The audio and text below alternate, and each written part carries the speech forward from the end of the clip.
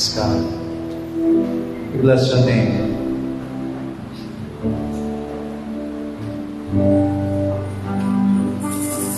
Bless the Lord, oh my soul, Oh, my soul, and worship His holy name.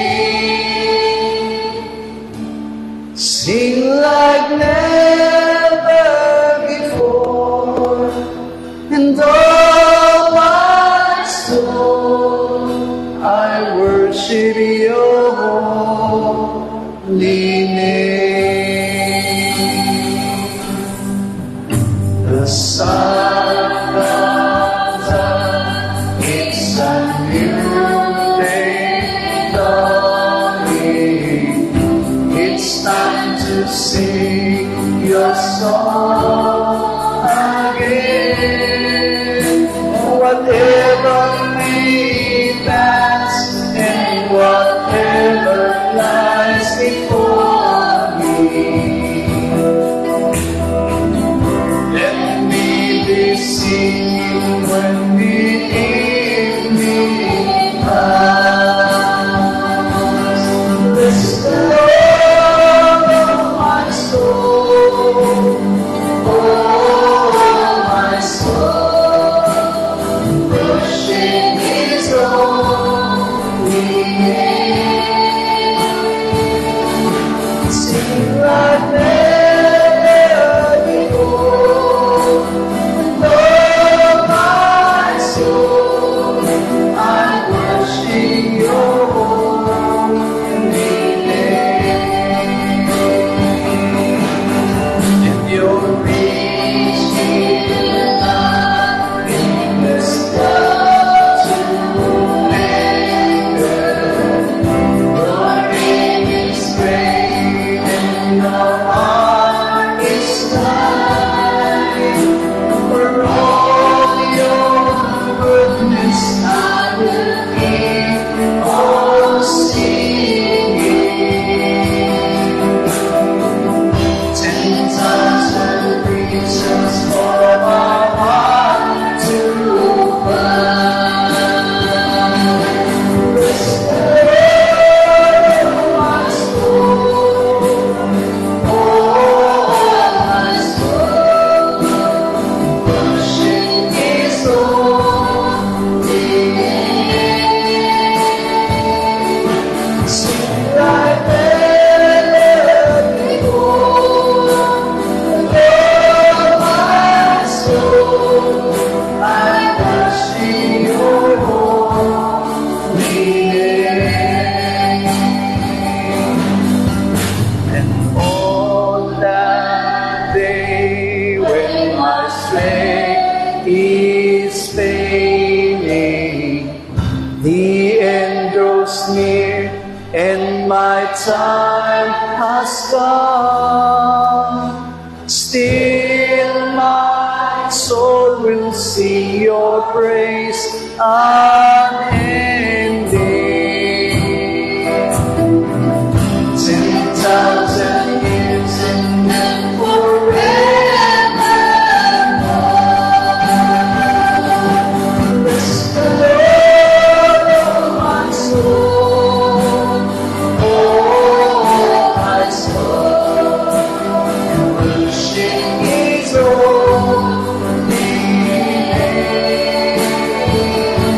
Sing like never before, and oh my soul, I worship Your holy name. And I worship Your holy name. And Lord, I worship Your holy name. Sama-sama po tayong manalangin sa Lord ko. Piling natin na malayang pagkilos, pangunguna ng Kanyang banal na Espiritu Santo. Ipaunawa sa atin ang Kanyang mga salita at tatanggap natin ang katotohanan na nagbibigay buhay sa ating kaluluwa at espiritu as we shout, "Oh my soul, overcome though my soul overcome, though my soul overcome, and though my soul overcome. Ama namin Diyos, sumiko'y tumanapit at patuloy na nagpakumbaba sa iyo. Panginoon God, sa natin ito, ikaw lamang, Panginoon, ang hinihiling namin na tunay na gagabay at tutulong sa buhay ng basos namin. Sa iyo lamang namin ihahayag ang lahat. Ikaw lamang po ang inaasahan namin na kumilos at patuloy na magpuna sa buhay ng basos namin. Sa iyo lamang namin, Panginoon God, itinataas, Panginoon God, ang aming pagtitig ng iyong mga salita. Wala kaming magagawa, Panginoon Diyos, hindi umasa sa iyong biyaya, umasa sa iyong tanungan, umasa sa iyong kaalaman, ipagkakatuwa mo sa buhay ng basos namin. At nananalig kami, Panginoon, tayo man ang aming alimutin, ano man ang mga bagay na siyang tatanggapin ko namin. Ang katotohanan ko ito'y magbigay buhay sa aming kaluluwa spirito, Panginoon Diyos, upang lalo kami mo tumatagod tumibay sa aming pagkilikod at sa aming mga pananampalataya.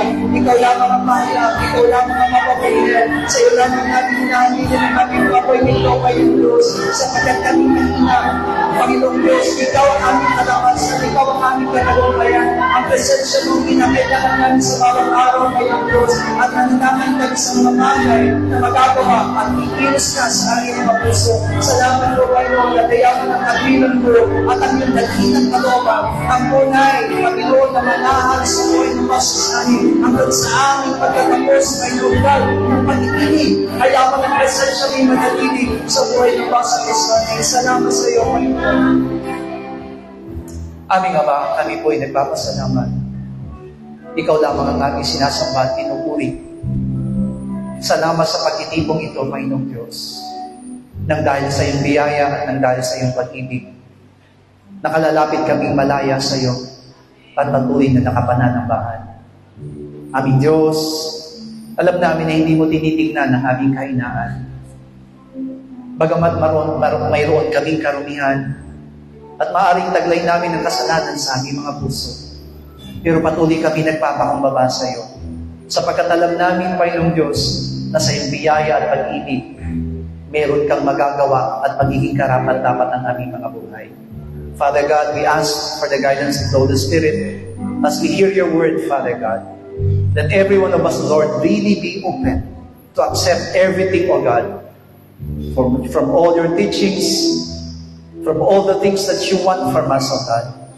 We want the Holy Spirit to reign over our lives, O God, and let the fruit prevail into our lives. Pagpalain mo rin ang lahat ng mga kamay na nagbigay ng kanilang mga ikapu at handog para sa iyong gawain. Ibalik mo ito ng siksik, diklig at ng pumapaw na pagpapala sa kanila. Kaya mo ng lahat ng kanilang mga pinagkukunan ay pagpalain mo at palaguin mo. Salamat po, Ama. Ito pong aming dalangin at ibinabalik namin sa iyo ang pagpulit pagsamba sa pangalan po ng aming Panginoon Jesus. Amen. Palakpakan po natin ang aming Diyos sa buhay. And you all may be seated. Hebreo chapter 4, Hebreo, Banatang 4, verse 12 to 16. 12 hanggang 16. Hebreo, Kabanatang 4, talata po'y 12 hanggang 16. Sabay-sabay po nating babasahin, sapagkat ang salita ng Diyos ay buhay at mabisa at matalas kaysa sa alinmang tabak na may 2 talim at bumabaon hanggang sa paghihiwalay ng kaluluwa at spirito, ng mga kasukasuan at ng utak, at madaling kumilala ng mga pag-iisip at mga haka ng puso. At walang anumang nilalang na hindi nahayag sa kanyang paningin. Ngunit ang lahat ng bagay ay hubad at hayag sa harapan ng mga mata niya ang ating pagsusulitan. Yaman lang tayo, mayroong isang lubang dakilang saserdote na pumasok sa kalangitan. Si Jesus na anak ng Diyos, ay ingatan natin matibay ang ating pagkakilala, sapagkat tayo walang isang dakilang saserdote na hindi maaaring mahambag sa ating kahinaan, kundi isa na tinuso sa lahat ng mga paraan, kaya rin naman natin, gayon may walang kasalanan. Magsilapit na tayong may pagkakatiwala sa luklukan ng biyaya upang tayo magsipagtamo ng awa at mga kasumbong ng biyaya upang tumulong sa ating sa panahon ng pangangailangan. Amen. Verse 12 was said about the Word of God. Ang kabanata, talatang 12 ay tumutukoy sa salita ng Diyos.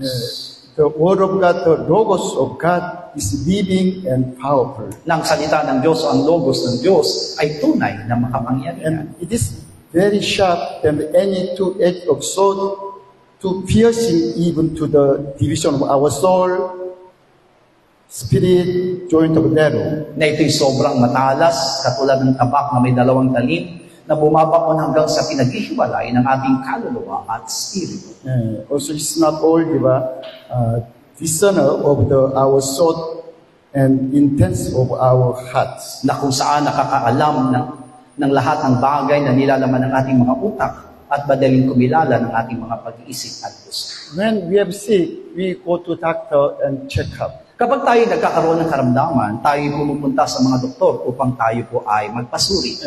Sometimes doctor asks to us CT scan or MRI. At hinihiling po ng ang mga doktor minsan sa atin na tayo po ay magpa-CT scan o MRI.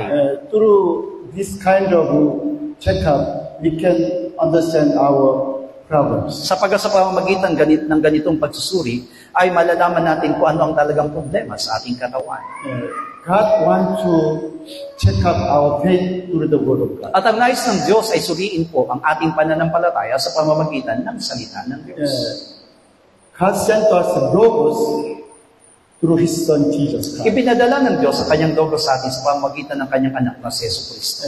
This Word of God, this Logos is living and active, is really alive. At ang salita ng Diyos na ito at ang logos ay tunay na mabisa, matalas at tunay na buhay. That's why Jesus said, this Logos is spirit and eternal life. Kaya naman sinabi po ng ating Panginoong Hesus ng logos na ito ay buhay at buhay na walang hanggan. There's no eternal life in our physical body. Wala pong taglay na buhay na walang hanggan ng ating pisikal na katawan. Through our physical body, we cannot enter the kingdom of heaven. At sa pamamagitan ng ating katawang ito, hindi natin makakapasok sa kalangitan. That's why we need spiritual body through the Logos, Word of God. Yan ang dahilan kung bakit nangangailangan tayo ng spiritual na katawan sa pamamagitan ng logos o ng salita ng Diyos. Only there's eternal life in the Logos, Word of God. At ang buhay na walang hanggan ay masusumpungan lamang doon sa logos o sa salita ng Diyos. And then, really, we have to when we come to Logos, Logos want to show to us our sin. At sa paglapit natin sa logos na yon, siya mismo ang magpapakita sa atin kung ano ang ating kasalanan. We think we are all good men all the time, but God's mind is still different from us. Maaaring inisip natin na ang bawat sa atin ay mabuti, ngunit sa harapan ng Diyos, iba po ang kanyang kaisipan. Through the Bible, God said, you are sinner because you came from first man Adam and the devil. At sa pamamagitan ng Biblia, ay sinasabi nito na ikaw ay makasalanan sapagkat ikaw ay nagmula sa unang Adan na siyang nagkasala. That's why John chapter 8:44, Jesus said to us, former your father was devil. Kaya naman sinabi po sa Juan Kabanatang 4 at Kabanatang 8, talatang 44, na ang tunay na ama mo ay Satanas. Jesus said, he's the first mother with Cain. Na sinabi mismo ng ating Panginoong Hesus na siya ay mamamatay tao na sa umpisa pa lamang. Jesus said, he's the liar, he's the father of the liar. Na siya ay sinungaling at ama ng kasinungalingan. That's why automatically we have a hate mind to others. Kaya naman ang bawat isa po sa atin ay lagi nagtataglay ng galit para sa ating kapwa. This morning, Jim Young called me with video call. Sa umagang ito ay tumawag po sa isang video call ang aking anak na si Jim Because Yong. Jim Young wants to show to me his son. Sapagkat nais po ni Jim Yong na ipakita sa akin ang kanyang anak. But at that time, my granddaughter shouting angry to Jim Young. Pero yung yung kanyang panganay na anak ay nagagalit po sa kanyang tatay na si Why Jim you Yong. want to show to grandfather to only my brother? Only just to me. Ako na lang. At sinasabi po ng kanyang panganay na bakit si Bunso lang ang gusto mo ipakita sa aking lolo? Ako na lang dapat ang ipakita mo. Only 2 years old, di ba? But she jealous to his brother. 2 taon pa lamang siya pero nakikita niya na yung panaghili para sa kanyang kapatid. Yeah. Even though we did not teaching to her jealous mind. But automatically, in her mind, this jealous mind. Kaya kahit na hindi natin tinuturuan ng isang bata na magselos o magkaroon ng pananaghili, ay taglay na po ito sa kanyang puso. That's why really we have to understand about mankind. We are all sinners. Kaya unawain natin mabuti ang kalagayan ng lahat ng mga tao na tayo ay mga makasalanan. Hebrew chapter 4 verse 14, we can understand why God sent us the Logos and then want to piercing and discern our soul until our body. Sa Hebreo talatang 14 nga po ay nakita natin kung paano ang dahilan kung bakit ipinadalian sa atin ang Logos upang tayo po ipatuloy na sibatin doon sa ating maling mga haka. Verse 13, there's no creatures hidden from God's sight. Na sinabi doon sa 13 na walang anumang bagay na hindi mahayag sa kanyang paningin. That's why God wants to make all things naked and open to His sight. Ibig sabihin, ang ninanais ng Diyos, lahat ng bagay ay mahayag sa kanyang harapan. Because time come, He'll ask us account. He want to check all. He want to judge all the men. Sapagkat darating ang araw ng lahat ng bawat sa puso natin ay harap sa pagsusulit ng Panginoon. But problem is, automatically, you want to hide our sin to others and God. Pero ang nagiging problema, bawat sa puso atin ay tinatago natin yung ating kasalanan, hindi lamang sa harapan ng mga tao, kundi sa harapan ng Diyos. From Eden, Adam, from time of Adam, all the men, when we have sinned to God, we want to hide from God. At mula doon sa halamanan ng Eden, nakita natin kung paano ang unang tao na si Adan ay katulad din natin na itinatago yung kanilang kasalanan sa harapan. That's why Adam and Eva, after coming to God, they made the skirt from the deep and then hiding their sins. Yan ang dahilan kung bakit na magkasala si Adan at si Eva ay gumawa sila ng panakip sa kanilang katawan. But time comes, by the sunlight, this kind of skirt will be destroyed. Pero alam natin na sa sobrang sikat ng araw, yung kanilang pinagtagni-tagni ng mga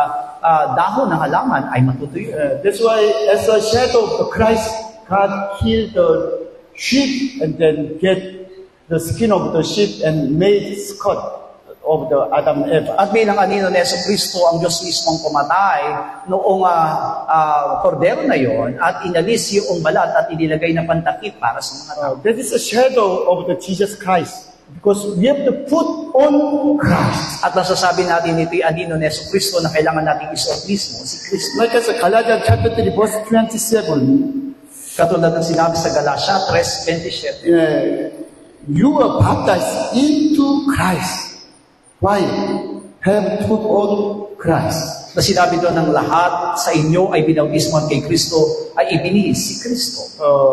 We have to really put on the Christ for the eternal life. Kailangan natin ibigay si Kristo para sa ating buhay na walang hanggan. Through water baptism, when our old man died, and then this simple body died on the cross, we can, from that point, we can put on the Christ. Sa pamamagitan po ng ating bautismo, yung ating lumang pagkatao ay namatay, at maging ang ating makasalanang katawan ay namatay kasama ni Kristo, doon pa lamang natin pwedeng isuot o ibigis si Kristo. But problem is, we don't like to be naked, but we want to hide our problem sin. Pero ang problema sa atin ay ayaw natin itong ihayag, kundi ito'y ating inililihim, ang ating kasalanan. But verse 13, all the creatures, all the men, we cannot hide from God's sight. Pero maliwanag na sinabi doon sa talatang 13 na walang anumang bagay na hindi mahayag sa harapan ng Diyos. Yes, that's why people come to judgment of God.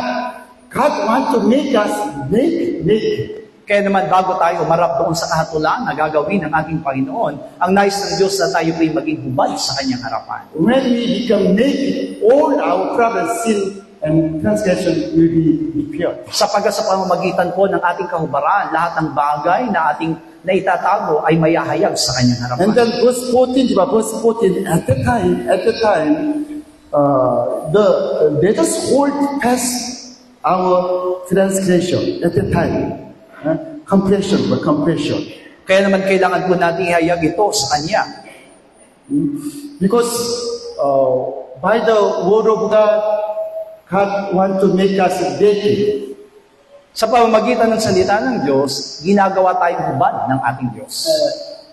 By the Holy Spirit and word of God, God wants to reveal our sin. Sa pamagitan ng salita ng Diyos at banal na Espiritu Santo, nais niyang mahayag ang ating kasalanan. Because if we will not be naked, remove our this kind of dress, we cannot put on the Christ. Sapagkat kung hindi tayo magiging ubad at maalis yung ating kasuotang iyon, hindi po natin pwedeng ibigin si Kristo.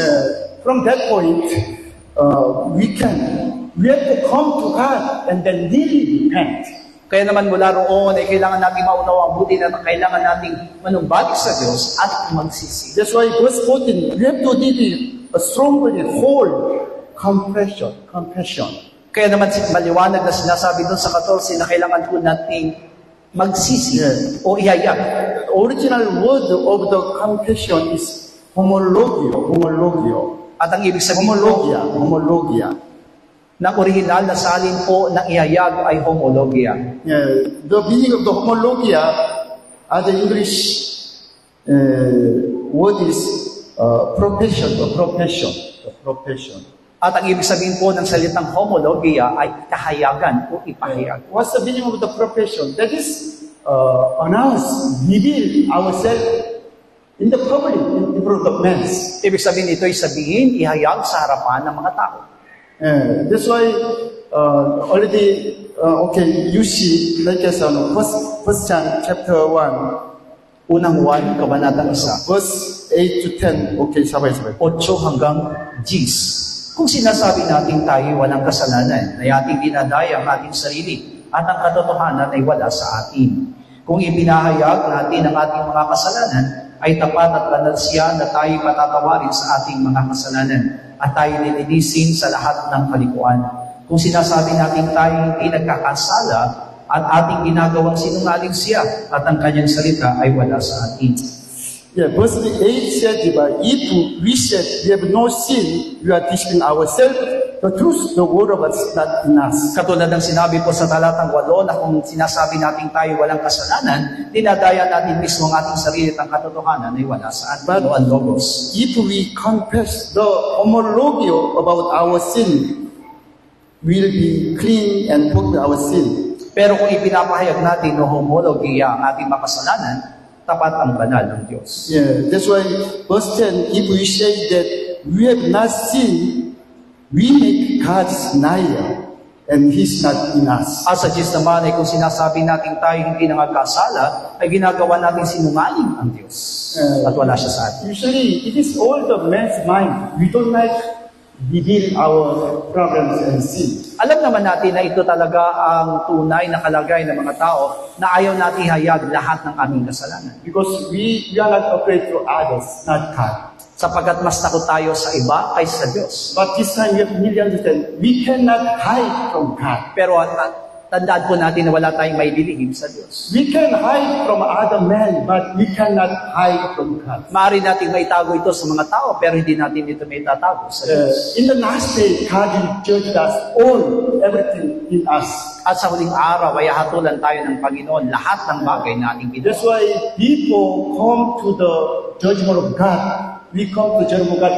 We have to need to repent. Kaya naman, bago dumating ang tinatawag na kahatulan ng Diyos, kailangan natin magsisi. What's the true repentance? Ano po yung tunay na pagsisisi? Really confess, homologio. Like I said, the really repent in front of the other men in the public.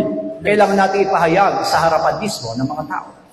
Of course, that's why now Catholic Church, they have this kind of religious activities in the Catholic Church. Kaya naman sa mga Katoliko, meron silang tinatawag na gawaing katulad nito. But that is religious activity. That's why we don't like to follow the Catholic. Pero dahil nga po yan isang reliyosong pananampalataya, kaya naman hindi natin dapat sundin. On this, I want to talk to you. Do not try to hide your sin from God. At ang tanging pinapakiusap ko lamang sa inyo ay huwag nating itago yung ating kasalanan sa harapan ng Diyos. Because God wants to forgive our sin. That's why He sent us Jesus Christ. Ang nais ng Diyos ay patawarin tayo sa ating makasalanan, kaya naman isinugo niya ang kanyang anak na si Jesus. You see, Hebrew chapter verse 14, Jesus Christ become man. That's why He understands our viewpoint and our problems. Sinabi doon sa 14 ng Hebreo kabanatang 4 na nagkatawang tao ang ating Panginoong Kristo upang malaman niya yung ating makahinaan sa ating katawan. That's why God wants to sympathize us our weakness and then sins. Ibig sabihin, nais ng Diyos na makibahagi siya sa ating makahinaan, sa ating mga kasalanan. Yeah, that's why Bible says you are slave to sin. From the first man Adam, all the men you become slave to sin. At sinasabi mismo ng Biblia na tayo po'y alipin ng kasalanan sa simula pa na tayo po ay magmana kay Adan sa Also, kanyang kasalanan. we cannot separate the sin problem by ourselves. Ibig sabihin, hindi tayo pwedeng umiwalay sa kasalanan sa pamagitan lamang ng ating sariling kakayanan. That's why God sent to us Jesus Christ died on the cross. Yan ang dahilan kung bakit isinugo sa atin sa Jesucristo upang mamatay sa krus. Only God asking that by your grace died on the cross with Jesus Christ. Sapagkat iyon ang hinahangad ng ating Diyos sa atin sa pamagitan ng kanyang anak na si Jesucristo. Really God understand ourselves. Ibig sabihin, naunawaan ng Diyos ang ating mga kalagayan. That's why all the time we say to you, even though pastoral missionary, but still we have problems, we have sin. Kaya nga po, ulit-ulit na sinasabi namin sa inyo, bagamat sa kabila ng pagiging pastor o misyonaryo, ay meron din kasalanan, tinataglay. We cannot be perfect. We cannot be perfect. Ibig sabihin, hindi natin kayang maging ganap. Among the men, only Jesus Christ, He was perfect. Nasa naging tao, sa Jesucristo lamang ang tunay na naging ganap. Because He was the Son of God, the God become man. Sapagkat siya ay anak ng Diyos, siya ang Diyos na nagkatawang tao. Just God asking that, do not hide your sin from me. Just come to me. And then, when you confess to me, you will forgive your sin. At ang tanging hiniling ng Diyos sa atin ay lumapit tayo sa Kanya at hindi natin ilihim ang anumang kasalanan na nagawa natin sa Kanya, kundi ito'y ihayag sa Kanya at tayo'y Kanyang patatawarin. Like this, John chapter 3, verse 19 and 21. Sa 1 Kabanatang 3, 19 hanggang 21. At ito ang kahatulan na naparito ang ilaw sa sanlibutan at inibig pa ng tao ang kadiliman kaysa sa ilaw, sapagkat masasama ang kanilang mga gawa. Sapagkat ang bawat isa na gumagawa ng masama ay napopoon sa ilaw at hindi lumalapit sa ilaw upang huwag masaway ang kanyang mga gawa. Datapwat ang gumagawa ng katotohanan ay lumalapit sa ilaw upang mahayag na ang kanyang mga gawa ay ginawa sa Diyos. Jesus Christ came to us, the Logos came to us through light. Si Jesucristo ay naparito sa atin bilang ilaw. Because we were all under the darkness, deep darkness, like it's under water. Sapagkat ang bawat po sa atin ay nasa ilalim po ng kadiliman o nasa ilalim ng kalaliman ng tubig. We cannot separate, we cannot came up from this darkness by ourselves. Ibig sabihin, hindi tayo pwedeng tumakas mula doon sa kadiliman na yun sa pamagitan ng ating sariling kakayanan. Without Jesus Christ, we cannot overcome this kind of darkness. Ibig sabihin, kung wala si Jesucristo, hindi natin mapagtatagumpayan ang kadiliman. But the Son of God, Jesus Christ, came to us as a true light and mean this darkness. Samantalang ang anak ng Diyos na si Jesucristo ay naparito sa atin bilang ilaw upang mapagtagumpayan ang kadiliman. That's why first day God said, let there be light, and then John chapter 1 said, in the Logos is true light. Iyan ang dahilan kung bakit sinabi doon sa paglikha sa unang araw ng Panginoon na magkaroon ng liwanag. At pagdating doon sa aklat ng Juan ay sinabi niya na siya ang tunay na ilaw. And then John said the true light came to his own people, but they don't like to accept the As true light. sinabi ni Juan na naparoon sa kanyang sariling bayan ng ilaw, ngunit hindi nila ito tinanggap. But when we accept the true light, all the darkness will be from us. Pero kapag tinanggap natin ang tunay na ilaw, lahat ng kadiliman sa atin ay mawawala. Today also said, but there's no darkness outside because we are this time under the sunlight. Kung paano nga po na nakikita natin sa labas o wala tayong nakikita ng anumang kadiliman, bakit? Sapagkat ito'y panahon ng araw. Already I told you, God will not end it our sin. At katulad ng sinabi ko sa inyo na hindi nagagalit ang Diyos sa ating kasalanan. Because we are all sinner from largest ones. Sapagkat lahat po tayo makasalanan na simula pa sa ating pagkabata. But God really asks to us just with true repentance and die. That's why die old man and simple body on the cross. Pero ang hinahangad ng Diyos sa atin ay ipahayag ang ating makasalanan at mamatay ang ating makasalanang katawan buon sa krus. That's why John chapter 3 verse 19, diba? This is the condemnation. This is judgment of God. Sinabi niya, ito ang kahatulan ng Diyos. So the light has come into the world, but men love darkness rather than light. That's why they cannot come to the light. Na naparito ang ilaw sa sanlibutan, pero inibig ng mga tao ang kadiliman kaysa sa ilaw. And then because their deeds were evil, Sapagkat masasama ang kanilang magawa. in our Lord's Prayer, we pray to God, Father, please save us from the evil. Who's the evil? The devil is devil. Sa panalangin, tinuro ng ating Panginoon sa atin ay sinabi niyang, iligtas mo kami sa masama, at ang masama na ay tumutukoy sa diabo. If you are really under the devil's character, we don't like come to the light. Kaya dahil nga po tayo nasa ilalim ng kapangyarihan ng diablo, kaya naman ayaw natin lumapit sa ilaw. Verse 20, diba? Everyone practicing evil hates the light and does not come to the light. Ang bawat isa ay gumagawa ng masama ay napupuot sa ilaw, sabi sa talatang 20. Why? Because their deeds should be exposed. At ang sinabi doon, bakit? Sapagkat ang kanilang mga masamang gawa ay mahayag. Yeah, because when they come to the light, their sin will be manifest, will be appear. That's why they do not come. Sapagkat sa paglapit nila sa ilaw ay mahayag yung kanilang masamang gawa, kaya naman ayaw nilang lumapit sa ilaw. Exposed, original word is elenko. What's the meaning of elenko? To convict and be ashamed.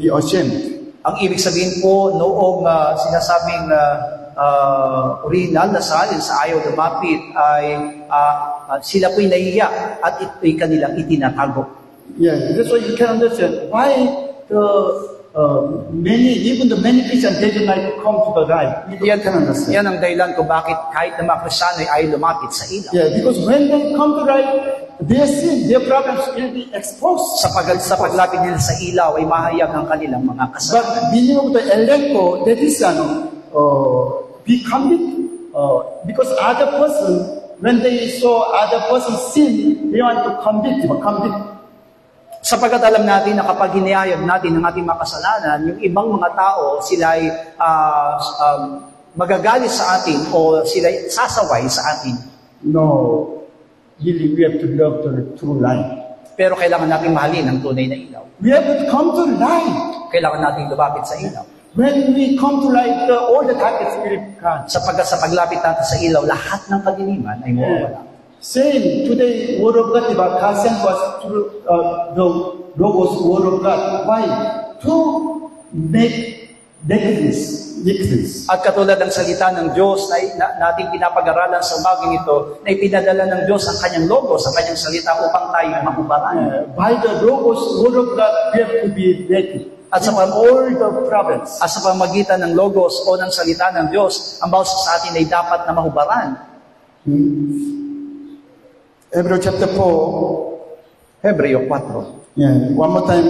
15, 16. 15 hanggang 16. Sapagkat tayo walang isang dakilang sacerdote na hindi maaring mahabag sa ating kahinaan, kundi isa na tinukso sa lahat ng mga paraan, gaya rin naman natin, gayon ba walang kasalanan. Magsilapit nga tayo may pagkakatiwala sa luklukan ng biyaya upang tayo magsipagtamo ng awa at mga kasumpong ng biyaya upang tutulong sa atin sa panahon ng pangangailangan. Praise God, because God is really good, He's good. Tunay na ang Diyos ay mabuti at siya love, His true love. Na ang Diyos ay tunay na pag-ibig at siya ay pag-ibig. Our God is merciful God. He's really merciful God. Ang Diyos ay tunay na mahabagin at nahabag na Diyos. That's why He said, I know your problems, that's why do not affect me. Just come to me and confess. Kaya sinabi ng Diyos sa atin na alam niya ang ating problema, kaya naman huwag tayong matakot, tayo lumapit sa Kanya at ihayag. When you really repent, confess your sin to even the others, you can confess your sin others, you will be my son. Sapagkat sa pamagitan po ng ating kapahayagan ng ating kasalanan sa Diyos man o sa tao, tayo kayo magiging anak. And then finally, verse 16, let us therefore come boldly to the throne of grace, throne of God in heaven. Kaya naman sinabi doon sa katapusan sa 16, magsilapit tayo may pagtitiwala sa luklukan ng biyaya. Yeah, please you understand through this word of God, why God sent us the Logos word of God. Unawain natin mabuti ang salita ng Diyos o bakit ipinadala ang Logos o salita ng Diyos sa atin. The Logos word of God is truth, truth. It's really truth. Na yung logos na yon o yung salita ng Diyos ay tunay na katotohanan. But last Friday, already said to you, all the men, we are liars. There's no truth in us. At katulad ng Biyernes na narinig natin, lahat ng tao ay sinungaling at walang katotohanan sa atin. That's why through this logos, the truth, we have to remove all the lie from the us. At sa pamagitan ng logos na ito, lahat ng kasinungalingan ay ating aalisin. That's why don't try to hide your sin from the God. Kaya naman wag nating hayaan na maitago natin ang kasalanan natin sa harapan ng Diyos. And then by the logos word of God, you have to remove all your dress.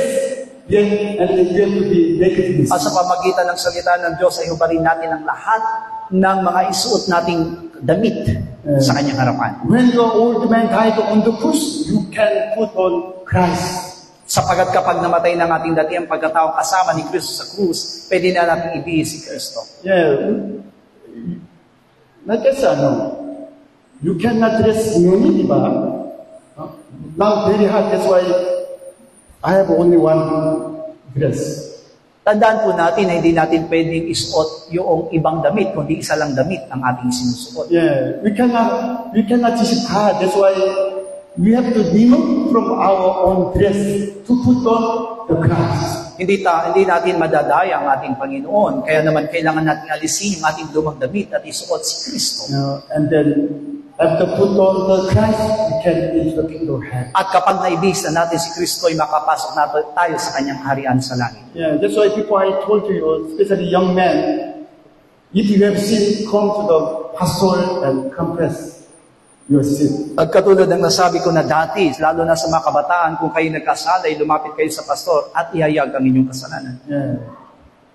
Do not think that is like religious activities. Just with your true dependence, reveal your sin to pastor and then be free from your sin. Wag nating hayaan na ang ating paniniwala isang marilyoso lamang. Kung tayo tunay nagkasala, lumapit tayo sa pastor at ihayag natin ang ating kasalanan. Yeah, because if you need to repent, you are free because already you can be free because already you have no sin. Sapagkat sa pamagitan po ng ating tunay na pagsisisi, tunay na kayo'y magiging malaya at malaya na sa kasalanan. Already we died on the cross with Jesus Christ. Tayo po'y namatay na kasama ni Kristo. Yeah. That's why we cannot be shamed from others because already we died. Kaya naman hindi na tayo mahiya sa iba sapagkat tayo namatay na kasama ni Kristo. But if you feel the ashamed from others, means already you are not yet died all to your man. Ibig sabihin, kung naroon pa rin ang hiya natin sa ibang mga tao, hindi pa namamatay yung ating lumang pagkatao. Yeah, sometimes doctors check up open the dead man's body to check up why he died.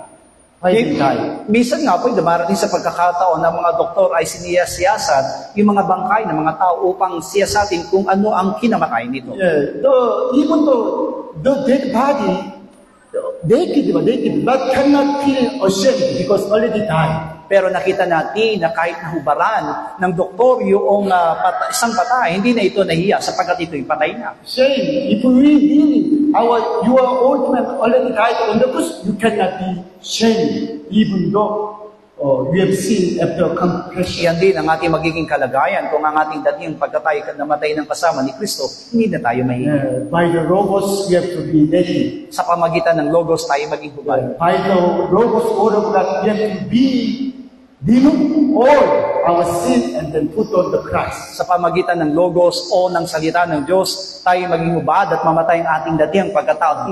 Oh my soul, let's pray. Oh my soul, overcome. At tayo po'y manalangin. Oh my soul, overcome. Oh my soul, overcome. And oh my soul, overcome. Hananin natin sila tayo, Ama na patisay nagpapasalamat. Awa sa pinagkaya ng logos. Uliga, chiri ka naman kinuwala. Chiri sa kinuwala. Hayo na ka na kinuwala.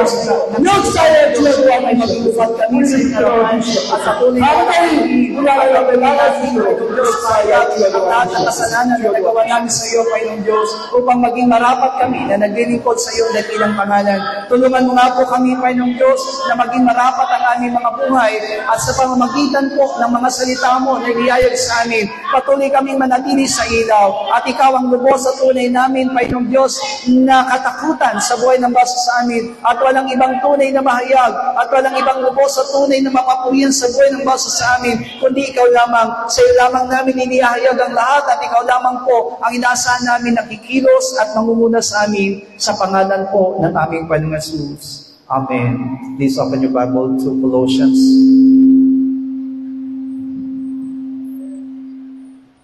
Colossus, Kabanatang 2. Talata po'y 9 hanggang 23. Colossus, chapter 2, verse 9 to 23. Sabay-sabay po tayo.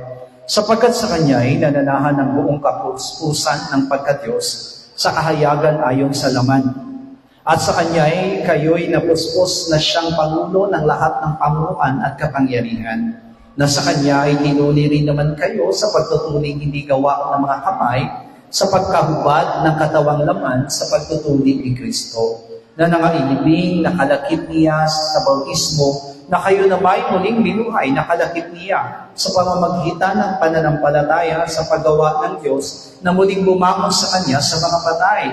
At nang kayo'y mga patay dahil sa inyong mga kasalanan at sa di pagtutuling ng inyong laman, ay Kanyang binuhay kayo nakalakip niya na ibinatawad sa atin ang lahat ng mga kasalanan. Na pinawi ang usapang nasusulat sa mga palatuntunan laban sa atin na hindi naayon sa atin. At ito'y Kanyang inalis na ipinako sa krus. Pakasamsam sa mga pamunuan at sa mga kapangyarihan sila'y mga inilagay niya na sa hayag na kahiyan na nagtatagumpay siya sa kanila sa bagay na ito. Sino man nga ay huwag umatol sa inyo tungkol sa pagkain o sa pag-inom o tungkol sa kapistahan o bagong buwan o sa araw ng Sabat na isang anino ng mga bagay na nagsisidating. Ngunit ang katawan ay kay Kristo. Sino man ay huwag manakawan ng gantimpala sa inyo sa pamamagitan ng kusang pagpapakababa at pagsamba sa mga anghel na nananatili sa mga bagay na Kanyang nakita, na nakapapalalo sa walang kabuluhan sa pamamagitan ng Kanyang akalang ukol sa laman, at hindi nangagkapit sa ulo na sa Kanya ang buong katawan na inilaalayan at nalalagkit sa pamamagitan ng mga kasukasuan at sa mga litid ay lumalago sa paglago mula sa Diyos. Kung kayo'y nangamatay, nakalakip ni Kristo mula sa pagsimulang aral ng sanlibutan, bakit nawaring kayo'y nangabubuhay pa sa sanlibutan? Kayo'y nangapapasakop sa mga palatuntunan, gaya ng huwag tumampot, ni huwag lumasap, ni huwag humipo. Ang lahat ng mga bagay na ito ay mga sisira sa paggamit. Ayon sa mga utos sa mga aral ng mga tao, ang mga bagay na iyay katotohanan mayroong anyo ng karunungan ng pagsambang pusa at sa pagpapakababa at sa pagpapakahirap sa katawan. Ngunit walang anumang kabuluhan laban sa ikalalayaw ng laman. Amen. The word is enough. Ang salita ay sapat na. Colossians chapter 2, which our text for today, really speaks about Jesus Christ. Ito po'y tumutukoy sa ating Panginoong Jesucristo. That's why maririnig natin yung Kanya salitang pronoun, amen po ba? O panghalip, Kanya, siya, amen po ba? Na hindi ito maliwanag na nilagyan ng pangalan na perfect noun, but through that pronoun, sa pamamagitan po ng pahalip na yon, ay may tinutukoy si Apostol Pablo kung sino po yung binabanggit doon sa salita ng Diyos. Just like what we have heard doon sa salita ng Diyos kaninang umaga, na sinabi doon na ang logos o ang salita ay matalim at mabisa.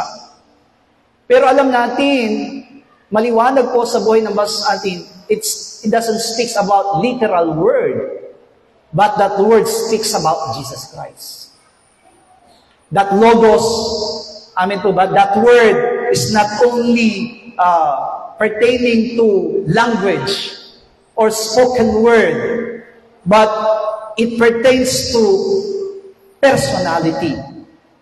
Ito po'y tumutukoy doon kay Kristo, tumutukoy kay Jesus, na siyang nagkatawang tao. That's why we do not believe that Jesus Christ is just man, but we believe that Jesus Christ is God. Because He is the Word that is from the very beginning, that is with God, and that Word is God, and that Word became flesh. Kaya magiging maliwanag sa atin yung pinapag-aralan po natin sa umagang ito, the Word is enough. Sapat na ang salita ng Diyos. Yung pananampalataya po natin came from also to the Word. Without the Word, faith is vain. Faith is void. Walang kabuluhan, walang kwenta, walang meaning. Ang pananampalataya ng bawat sa atin without the Word. Because it is the Word who give meaning to our faith. Without that Word, faith is void. Lahat tayo, nag-umpisa tayo sa pananampalataya natin sa pamamagitan ng salita. But before we came to that Word, bago tayo lumapit doon sa salita, namuhay tayo doon sa kinagisnan, kinamulatan. Lahat tayo, meron tayong kinamulatang traditions and cultures. Iba-iba yung mga kultura, iba-iba yung mga traditions. Amen po ba? And when we became, nung tayo po'y nag-aaral na, amen, hindi lamang tayo na kontento sa kultura, traditions that we have, but we live according to philosophy. Namuhay tayo sa filosofiya. Amen. Kaya nga, nakakatuwa yung mga bata. Amen. That's why the Lord Jesus Christ said, unless you will become like a little children. Bakit? Kasi ang mga little children, whatever things you will put in their mouth, kinakain nila. Amen. Kahit na hindi pagkain, amen. Tingnan niyo po yung mga baby, kapag meron silang nahawakan, saan po agad pumupunta? Sa bibig. Amen? Hindi niyo po ba napansin yung mga baby? Kapag humawak sila ng isang bagay, diretso sa bibig. Tama? Kayo malalaki, lahat mo ba ng hinahawakan niyo, sinusubo ninyo? Hindi, di po ba? Kasi, di ba, katulad nitong panyo, hindi ko isusubo ito. Alam ko kasi itong panyo, pampunas ng pawis. Amen po ba? And removing dirt, amen, sa aking buhat. Pero kapag bata, amen, kasi wala siyang alam, whatever things that you will throw to him. Kaya nga, lahat na may mga maliliit na bata sa bahay, lahat ng maliliit na bagay, tinatabi. Bakit? Kasi alam nila, sinusubo agad. Hallelujah? Ganon yung maliliit na bata. They easily accept. Madali po nilang tanggapin. Whatever things that you will throw unto them, they will accept it. They will appreciate it. Hallelujah? Amen? Yung mga maliliit na bata, kahit hindi laruan, nagiging laruan. Naalala ko po nung maliit ako pinaka-pangarap ko sa buhay po noon, magkaroon ako ng matchbox. Kasi po nung maliliit po kami, nung bata po ako, mga 1970s, 80s, uso po noon, matchbox. Kapag may matchbox ka, mayaman ka. Kasi yun na yung pinakamahal na laruan. Amen? Pero, habang wala po kaming kakayanan bumili ng matchbox, alam niyo po ba, sino po dito yung mga batang 70s and 80s, yung pulbo ng Johnson & Johnson, ilalagyan ng gulong, nagiging trak-trakan. Hallelujah! Ano na ako doon? Kontento na po ako doon. Hindi yun katulad ng matchbox na nakikita kong mamahalin. Pero sa pamamagitan nun, meron na akong trak-trakan. Amen? Parang ako lang may ganon. Hallelujah. Parang kaya nyo pang aminin na matanda na rin kayo. 70s and 90s, diba? 80s, diba? Yung pulbo ng Johnson & Johnson, nagiging truck po kaya yon.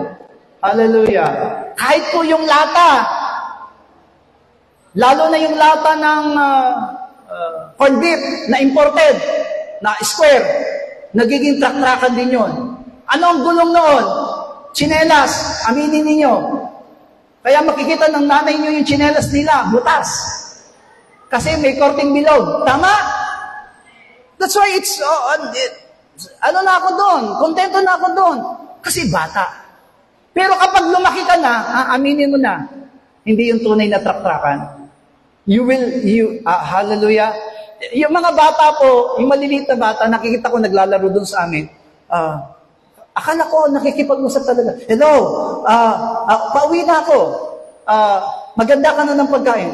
Pero ang hawak ko nila, karton, kahoy. Pero feeling nila, cellphone. Tama? O sino po dito ang mga 80s na bata, yung telepono na lata, na may tali na, sinulit. Amen. Magsasalita ka, hello, yung kausap mo nandun. Amen. Narinig naman, diba? Gusto niyo ba paggamitin ko kayo ng lata ngayon? And sabihin niyo sa akin na cellphone po yun? Hindi kayo papayag. Amen. Kasi habang lumalaki tayo, mas may gusto tayo. Hallelujah. At yun po yung ipinapaliwanag sa atin sa umagang ito, that when we became Christians, nung tayo po ay naging mananampalataya, everything starts on the Word. And when we hear the Word of God, it is enough for us. Sapat na po sa atin ang salita ng Diyos. At yun ay magiging buhay na sa buhay na sa atin. Pero habang tumatagal tayo sa pananampalataya, we try to seek other things. We try to seek other theories. We try to seek other doctrines. We try to seek other teachings. Pero hindi natin nalalaman, we do not recognize it, that we are already separated from God. We are separated from the Lord. Nahihiwalay na tayo doon sa sinasabi ng salita ng Diyos. Nakakatuwa yung sinabi niya doon sa Colossians chapter 2 verse 9, sapagkat sa Kanya'y nananahan ng buong kapuspusan ng pagka-Diyos sa kahayagan ayon sa naman. John chapter 1, the Word, amin po ba, the Word became flesh. Amin po ba, but even though, amin po ba, narinig natin ang salita ng Diyos sa ating iglesia, even though He became flesh, He did not separate with God. Ang ating Panginoong Hesus, bagamat nagkatawang tao, He's still the Word. Bakit siya tinawag na salita? Because the Word of God, amin po ba, yung salita ng Diyos manifested in His life. Wala siyang ginagawa. Kaya nga diba sinabi ng ating Panginoon, wala akong ginagawa ng hiwalay sa kalooban ng Ama. Lahat ng aking ginagawa yung mga bagay na iniutos sa akin ng Ama. Amin po ba? My food is to fulfill the will of God in my life. That's why the Word did not separate from God. Jesus Christ did not separate from the Word. Hallelujah. Kaya siya yung tinutukos doon sa verse 9, na yung kapuspusan ng pagka-Diyos ay nakalino? Na kay Jesus. Nasa salita, nasa logos, in the Word. Hallelujah. In verse 10, ang sabi po dito, sabi niya, nasa Kanya, again, yung pronoun, nasa Kanya ay napuspos na siyang Pangulo ng lahat ng pamanuan at kapangyarihan. Genesis chapter 1, in the beginning, God. Who is the beginning? It is God. Pag sinabing Pangulo, He's the head. Amen po ba? So, doon pa lamang, magiging maliwanag sa atin that the Bible, even Paul, kahit si Apostle Pablo, na sinasabi niyang, I am the late among all the disciples, among all the apostles. I am the late comer. I came late to know Jesus. I came late to know the Word, to understand Logos. Si Pablo hindi niya nakita ng personal, literal si Jesucristo. Of course, in a vision. Amin po ba, nagpakita ang Panginoong Hesus sa kanya. Pero hindi niya nakasama na literal, na katulad ng pagkasama ni na Pablo, ni na Pedro, ni na Juan, ni na Santiago. Amin po ba? Pero nakita natin kung gaano kalalim ang pananampalataya ni Apostol Pablo sa salita. How he illustrate. Amin po ba? Nakakatuwa si Apostol Pablo. Hindi niya nakasama ang ating Panginoon, pero kung paano niya ipakilala si Jesus, daig pa niya si Pedro. Daig niya yung mga apostol na nakasama ng ating Panginoon. Why? Because he really understands about the Word. Yung salita. Sa verse 13, nang kayo'y mga patay dahil sa inyong mga kasalanan at di pagtutuli ng inyong laman, ay kanyang binuhay kayo, nakalakip niya, at ipinatawad sa atin ang ating lahat ng mga kasalanan. John chapter 1 verse 4. In Him was light, and that light is life. He's the one who gives us life. Jesus is our life. Amen po ba? Sabihin nga po natin, Jesus is our life. Siya yung buhay. Amen po ba? Dahil sa kasalanan, tayo po ay patay. Pero hindi tinignan ng Panginoon sa atin yung kasalanan natin. That's why, amen po ba, the word of the Lord today, sabi niya, the Lord did not hate our sin. Amen. Kasi kung kinagalitan ng Diyos yung kasalanan natin, lahat tayo sinumpa ng Panginoon. Lahat tayo pinarusahan ng Diyos. But since God is love, God loves every one of us. At ngayon, meron tayong buhay. Meron tayong pagkakataon ngayon para maglingkod at gawin ang lahat ng bagay sa harapan ng Panginoon. Kaya, sinabi ng salita ng Diyos, if Jesus Christ is enough, the Word is really enough for everyone. Sabi nga sa verse 15, He overcome everything. Itong salita, walang naging matagumpay sa Kanya. Even the devil, even Satan, even the world. According to the book of John, Jesus Christ overcome the world. Kaya sabi niya, sa lahat ng mga mananampalataya kay Kristo, you will also overcome. You can also overcome the world. Kaya yung Colossus Kabanatang 2, amen po ba, talatang 9 hanggang 23, ang ipinapaliwanag sa atin dito ngayon is on how we depend, on how we rely on the Word, and how we rely on Jesus Christ as our faith bilang ating mga pananampalataya. Are we seeking other things? Hindi pa ba sapat si Kristo sa buhay na ba sa atin at naghahanap pa tayo ng ibang bagay? Amen?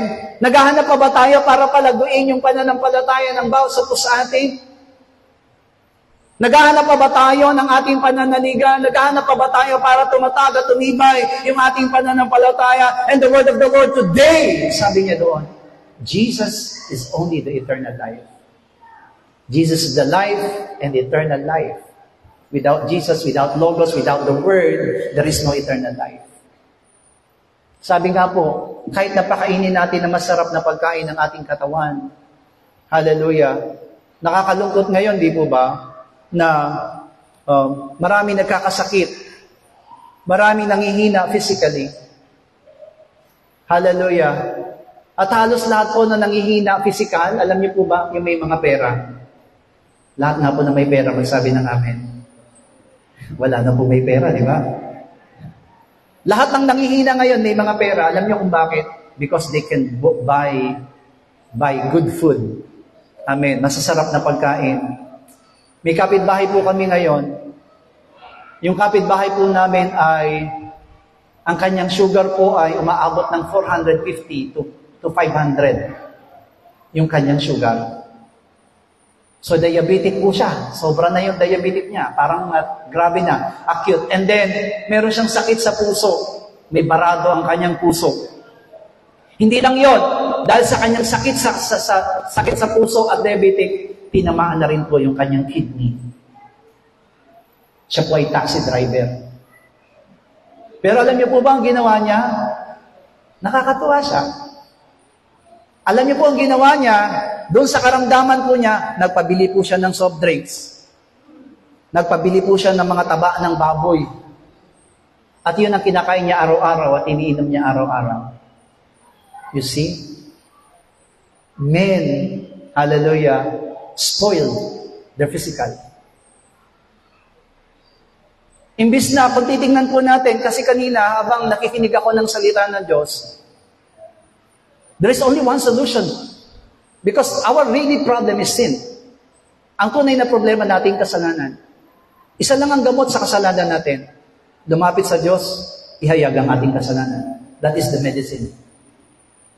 There is no such things na ibinigay sa atin ng Panginoon para parusahan tayo. Hallelujah. Hindi katulad noon, amin po ba, in the Old Testament, It's really very hard.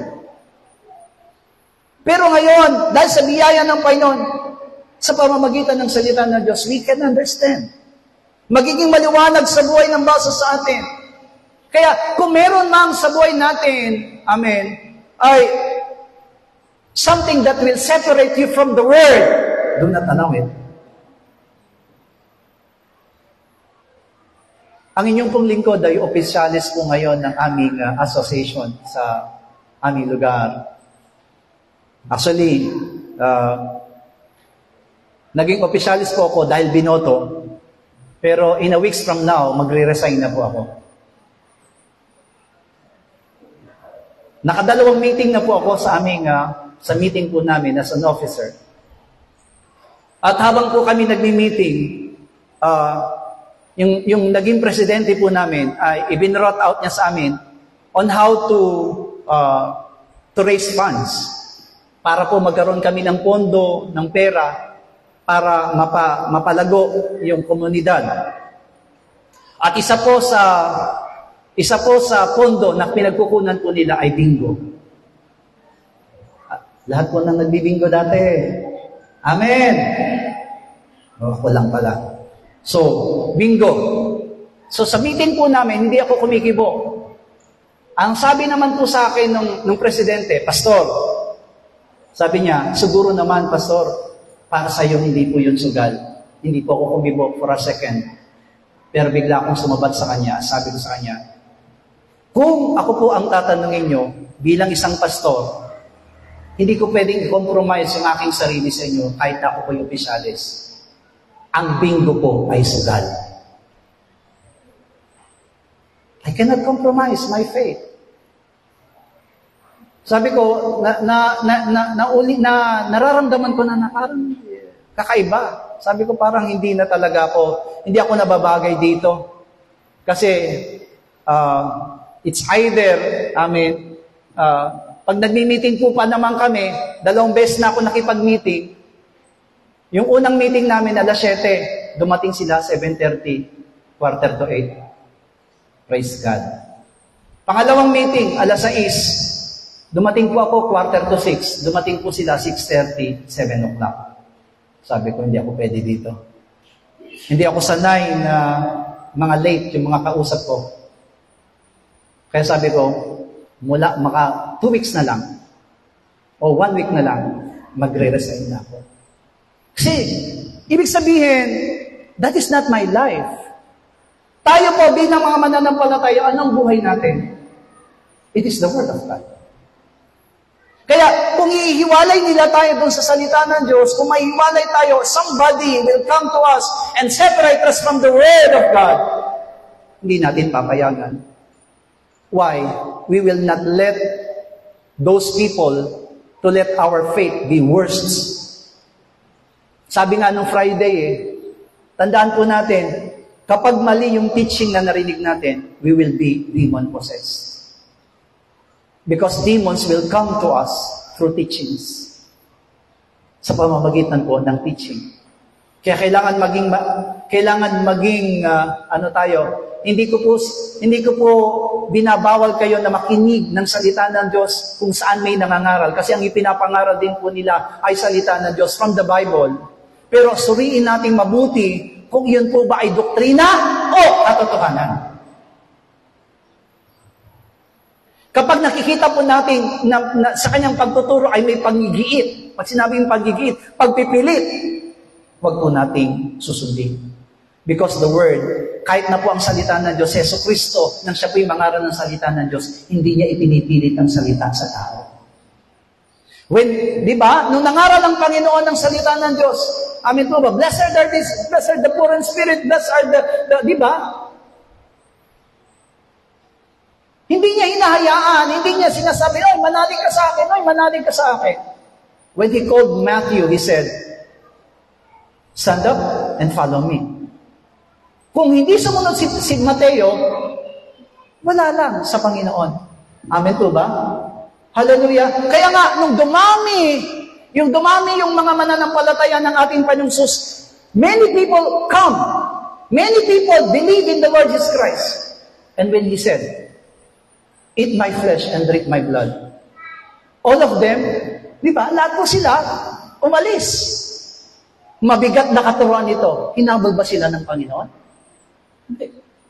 Kasi ang sinabi ng Panginoon, katotohanan. Maliban na kanin ninyo ang aking laman at inumin ang aking dugo, wala kayong bahagi sa akin. Hallelujah. Today is our communion. Hallelujah. Di mo ba? Kapag nagtetake tayo ng communion, we unite with Him. Nakikipag-isa tayo sa ating Panginoon. Pero hindi tayo pinipilit ng Panginoon. Kaya kapag ang narinig niyong katuruan, pinipilit na kayong gawin yung isang bagay, kahit nalaban kayo, ibig sabihin, yung tinuturo nila, doktrina. Amen? Jesus as the Word. Sabi nga hindi niya kailangang ipilit sa iyo. Sabi ng salita ng Diyos kanina umaga, the Word is alive, active, and very sharp. That's why, when you hear the Word of God, kapag narinig natin ang salita ng Diyos, dahil ito'y buhay, gumagalaw ito. Amen? Kaya hindi niyo ba napapansin, when you hear the Word of God, kapag tinamaan kayo, nasasaktan kayo, kasi buhay. Buhay ang salita ng Diyos. Hindi buhay yung nangangaral, ang buhay ay yung ipinapangaral. People easily believe in teachings and doctrines.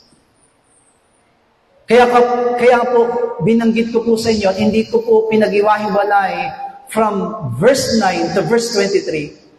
Kasi lahat ng binanggit po sa Colossus Kabanatang 2, talatang 9 hanggang 23, ito ay tungkol kay Kristo. Never Paul insists that you have to believe in me. Never Paul insists that you have to rely on me. Si Pablo mismo nangangaral, pero itinataas niya sa kanyang pangangaral ay si Kristo. Pero maraming mananampalataya ngayon, do you really rely on Jesus Christ? Naniniwala ba talaga tayo kay Yesu Kristo?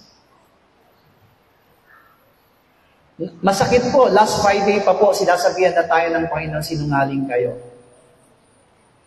And which is really true. Totoo naman po yun. When the Lord Jesus Christ said, you are a liar through the Word of God, it is really true. Diba sinabi niya sa kanyang bayan, my nations really worship me only with their lips, but not with their heart. Minsan nandito tayo sa loob ng church, nakikinig tayo ng salita ng Diyos. Puso at isipan natin, parang nakikinig ng salita ng Diyos, pero tulog na pala. We are a liar. Kaya ka nandito para sa Panginoon. And you have to prepare yourself. You have to prepare your life. Di po ba, nung nangangaral ng salita ng Diyos ang Panginoon, pumupunta po siya sa bundok Amen? Pupunta siya sa ilang na lugar, and the people will follow Him. Amen po ba? Will follow Him. Iniisip ko lang, sabi ko, Lord, habang nangangaral ka ng salita ng Diyos, siyempre matindi ang sikat ng araw. Remember, Israel is one of the place in Middle East. Ibig sabihin, hindi po katulad ng Amerika or Korea. Sa Korea po kasi, 22 degrees, kahit na alas 12 pa lang po ng tanghali, pwede kayong maglakad. Naranasan ko po yan, lalo na ngayong May, spring. Amen. Sa Korea. Alas 12 po ng tanghaling tapat, pwede kayong maglakad, hindi kayo mapapaso sa init. Sa Korea. Pero sa Pilipinas, alas 10 pa lang, pwede ka na magluto ng itlog sa sobrang init. Hanggang alas 4 yan. Amen po ba? Sobrang init. So it means, ng mga tao ay sumusunod sa Panginoon para makinig ng salita ng Diyos. Hallelujah. Our church is not air-conditioned. Hallelujah. Hindi po air-conditioned ang church natin. Nagre-rely lang tayo sa air ng electric fan. Hallelujah. Kaya nakakaantok pa. Amen. Pag nahihipan kayo ng electric fan, yung mata ninyo, yung talukap ninyo, pabigat ng pabigat. Hallelujah. Pero mas mabigat ang talukap ninyo kapag air condition to. O kaya, huwag nyo nang pakanasahin. Meron naman tayong air condition nasa likod. Apat-apat po yan. Tumapat lang po kayo. Huwag lang kayo umasa na may lamig. Pero air condition po yan. Pero itong mga sumusunod sa Panginoon at that time to hear the Word of God, sasabihin ng Panginoon, paupuin sila. Amen? Di ba ba, nangangating Panginoong Jesus ay tumawid sa ilog ng Galilea. They seek to find the Lord's friends. Where is Jesus? Nasaan ang ating Panginoong Jesus? Sabi niya, binilang yung bangka. Wala na. Sundan na natin. Hindi nila alam na iwan si Jesus. Amen? And Jesus Christ walked in the water, diba? Nung tumawid po sila, tumawid din yung mga tao. Why? Because they hear the alive word, the living word. Gusto nilang pinakikinggan yung salita ng Diyos. Si Marta at si Maria, pinabisita sa bahay nila. Si Marta, very busy. Amen? Ayoko mapahiya kay Jesucristo. Kailangan ipaganda ko masarap na pagkain. Yung mga bisita, where is Mary? At the feet of Jesus Christ, hearing the Word of God. Sa totoo lang, kahit ngayon, marami pa rin Marta. Pagdating sa salita ng Diyos, Marta, kahit na nakaupo ang mga mananampalataya sa church, yung isip gumagana. 9:00 matatapos ang church. 9:30 nakababad yung aking nilalaban. 10:00 magsasaing ako. 11:00 kakain kami. 12:00 magpapahinga kami. 1:00 may gagawin ako, may pupuntahan ako. 2:00 kailangan na ako sa bahay. 3:00 kailangan nagaguna na kami. 5:00 kailangan na kami. Very busy. Marta. Amen? Hallelujah! Sabi mo nga sa katabi mo, huwag kang maging Marta. Very busy. Kaya, the Word of God, yung salita ng Diyos, kaya sinasabi ko po sa inyo, are you contented with Jesus Christ already? Kasi kung hindi tayo kontento kay Jesus, humahanap tayo. Amen po ba? Kung si Jesus ay sapat na sa atin, yung Logos ay sapat na po sa ating pananampalataya, we try to seek Him. Hindi tayo papayag na hindi natin maranasan ng Panginoon sa umagang ito. Because why? Gusto nating lumago yung pananampalataya natin. Gusto nating tumibay yung pananampalataya. Just like Paul. Si Pablo, lumago yung pananampalataya niya and he really understands this Jesus, this Christ. Itong Kristo na ito, ang pinakamahalaga sa akin. He has everything in God. Siya mismo yung kapuspusan ng Diyos. Pero instead, many Christians are living in philosophies and traditions. Hindi lamang po yun. Not only philosophies and traditions. Amen po ba? Yung mga tao po, mga minamag po, naniniwala na doon sa mga bagay na nakikitang uso sa loob ng sanlibutan. Church, this is really what we fight. Jesus Christ, maraming kalaban sa Jesucristo sa mundo. Kaya maraming mananampalataya, amen po, hallelujah, naniniwala ko na even the youth, kaya yung mga kabataan natin, ano ba talaga sasayawin ko? Sasayaw ba ako ng para sa Panginoon? Sasayaw ako ng para sa sanlibutan? Awit ba ako ng para sa Panginoon o awit ba ako ng para sa sanlibutan? Hindi nila alam kung anong gagawin nila.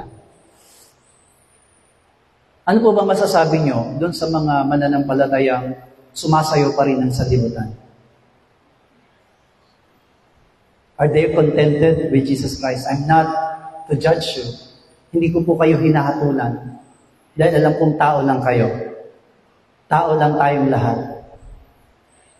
Pero kaya ba natin ipaglaban yung pananampalataya natin? No, this is not good. This is not right. I am for Jesus. Kaya sinabi ng salita ng Diyos kanina umaga, kung hindi ka mamamatay kasama ni Kristo, Jesus Christ cannot live in you. You cannot wear Jesus Christ in your life. Hallelujah. Sapat na ba talaga si Jesus? Parang, ang nararamdaman ko kasi, yung maraming mga mananampalataya, when when they became believers of Jesus Christ, akala nila lumiit yung kanilang mundo. No. We're still free. Pero kailangan tanggalin at baliin ang lahat ng bagay na hindi karapat-dapat sa buhay ng bawat sa atin. Kaya nga diba, sabi ng Panginoon, maging siya po sa Pablo, mag-ingat kayo sa inyong mga nakakasama. Yung kasama mo ba, nagdadagdag ng pananampalataya o nagbabawas sa iyo ng pananampalataya? Lahat na may kaibigan, magsabi ng amen. Yung kaibigan niyo po ba, nagtuturo sa iyo ng pananampalataya o sumisira sa iyong pananampalataya? That's why you have to choose. Kailangan nating suriin yung sarili natin. Kaya nga sabi ko sa inyo, not only philosophies, not only traditions, pero ang kalaban ng ating Panginoon Jesus, yung uso sa sanlibutan. Diba, sabi ko nga sa inyo, Jesus is enough for me. Sapat na ba si Kristo sa buhay ng baso sa atin? Yun yung topic natin ngayon. The Word is enough. The Logos is enough. Jesus is enough for me. Kanina yung sinasabi sa atin, you have to confess your sin. Wala naman po talagang ganap sa atin. Kahit kami mga pastor, maraming mga pagkukulang. I'm not perfect husband. I'm not perfect father. I'm not perfect pastor. I'm not a perfect human in this world. Kasi kapag sinabi kong perfect ako, sinungaling ako. I have my weakness. Meron din akong kahinaan. Yun yung isang bagay na pinaglalaban at lagi ko ipinapanalangin sa Panginoon, Lord, help me to overcome my weakness. Help me to overcome. Amen po ba? Hindi ko ipinapakita na si Pastor Samson malakas, matatag sa pananampalataya. I am weak sometimes. I'm just a human. Pero lahat ng bagay na nagagawa ko dahil doon sa kalakasan na ibinibigay ni Kristo. Without Christ, I cannot stand. Without Christ, I cannot sing. Without Christ, I cannot preach. Amen po ba? Without Christ, I cannot live. Buhay ko si Kristo. Ang buhay natin si Kristo. Amen? Kaya nga, isipin na lang natin mabuti kung puno-puno tayo ng traditions, kung punong-puno pa rin tayo ng filosofiya sa buhay ng basa sa atin, tanggalin na po natin yan. Sapat na si Kristo. Kung gusto mong malaman kung ang gagawin mo ay dapat o hindi dapat, based on the Word of God, ito ba yung sinasabi ng salita ng Diyos o hindi? Kasi naniniwala ko kahit worker, alipin ng tradisyon. Alipin ng kultura. Alipin ng mga uso sa sanlibutan. Kahit worker na. Ibig sabihin, naghahanap pa tayo, maliban kay Kristo, naghahanap pa tayo. Dapat maging masaya na tayo na kay Kristo. Hallelujah! Ang kasiyahan natin ay matanggap ang buhay na walang hanggan. Ang kasiyahan natin ay makasama si Kristo doon sa kanyang kaharian. Tandaan po natin, there are no things that is really eternal in this world. Wala pong eternal sa mundong ito. Lahat lilipas. Lahat kukupas. Lahat mawawala.